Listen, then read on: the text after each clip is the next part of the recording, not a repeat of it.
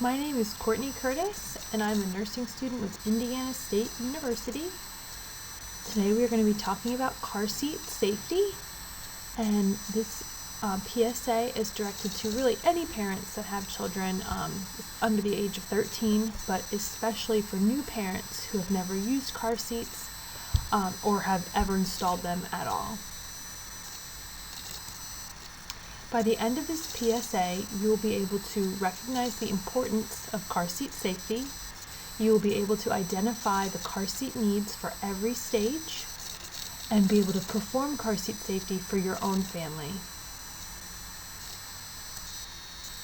I want you to start with your pretest. It's a 10-question multiple choice quiz, and it just has a lot of different questions about all different things in regards to car seats, and we'll compare our answers with our post-test at the end.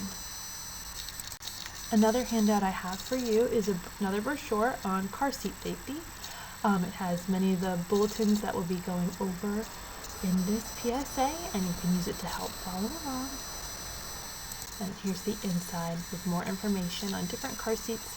And it has two resources here in the middle for more information, which we will revisit later at the end of the presentation.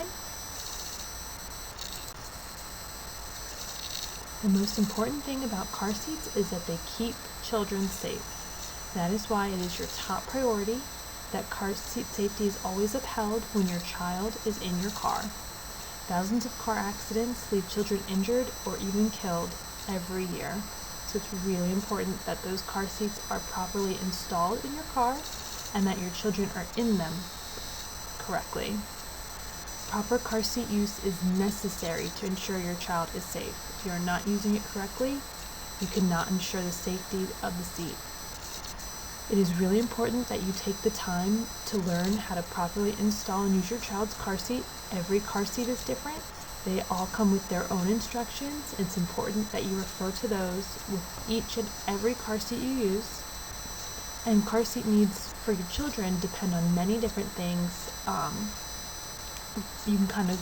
There's guidelines based off their age. Size, height, and weight is typically the most important, and as well as their developmental needs. So the first car seat you typically will use is a rear-facing car seat. This is the first seat the child will ride in from the time they are born, leaving the hospital, and basically will be in this car seat until they are about 2 years old, or even longer, depending on the type of car seat. You want to check each car seat for their height and weight specifications. This is for any car seat, but it's really important with infant car seats, since they typically have a smaller range and are only to be used for a shorter period of time. There are also convertible car seats or all-in-one car seats that can be used rear-facing. Convertible and all-in-one car seats typically will also then transition as the child grows and is older. Rear-facing only seats, which are typically your infant seats, are for traveling only. They are not for the child to sleep in when they are outside of the car, or for any other use other than when they are in the car, or many rear-facing or infant seats also can transition into a stroller. The position that they are in is not safe for children to be in long-term to be sleeping. You always want to ensure that the harness in the car seat is snug. You should not be able to pinch a lot of fabric in between your fingers. You also want to make sure it's in the proper position, which is that it should be right in the center of the child's armpits, right on their chest. It should not be on their belly. The next car seat that children will use is a forward-facing car seat. You will typically face them forward around 2 years old, which can be later. So then they will be in this forward-facing car seat from about age 2 to age 5. They're recommended to stay with a harness on the chest until about age 4. The convertible and all-in-one seats are ones we referenced earlier. They typically can be rear or forward-facing. There are also combo seats with harnesses, integrated seats which are already in the vehicle, or travel vests. If you are using one of the convertible or all-in-one seats that was originally rear-facing, you want to make sure that you double-check the manufacturer's instructions for any adjustments that need to be made when they're switched forward. Often they're maybe at a different angle, or you're using a different harness, or it's installed just a little bit differently, so you always want to double-check with those manufacturer's instructions.